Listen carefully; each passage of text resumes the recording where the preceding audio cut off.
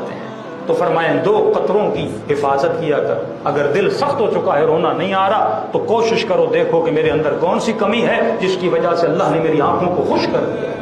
دوسرے دو قدم علی ابن ابی طالب کو بڑے پسند ہیں. مولا وہ دو قدم کون سے ہیں؟ فرمایا پہلا وہ قدم جو کسی مومن کی مدد کے لیے اٹھے، کسی غریب کی مدد کے لیے اٹھے. مولا حسین مدینے سے کربلا کیوں گئے؟ خرجت الاصلاح امت تھی، ورنہ حسین کو اصلاح کی ضرورت ہے. مولا کی نماز بچی ہوئی، روزہ بچا ہوا، ہر چیز مولا کی سیف ہے.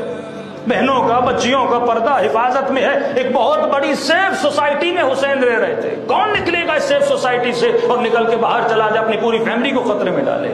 تیرے لیے، آنے والی نسلوں کے لیے. خرجت الاصلاح امت، ایک وہ قدم جو لوگوں کی مدد کے لیے اٹھے.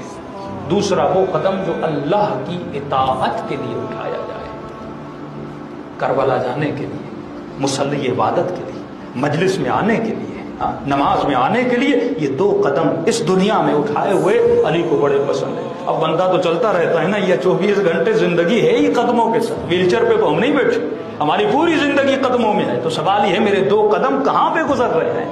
یعنی مولا نے پوری زندگی کا خلاصہ. دو قطرے پسند ہیں، مناجات کا قطرہ اور شہید کے خون کا قطرہ. دو قدم علی کو پسند ہے، ایک وہ قدم جو لوگوں کی مدد کے لیے اٹھے، دوسرا وہ قدم جو اطاعت خدا کے لیے اٹھے.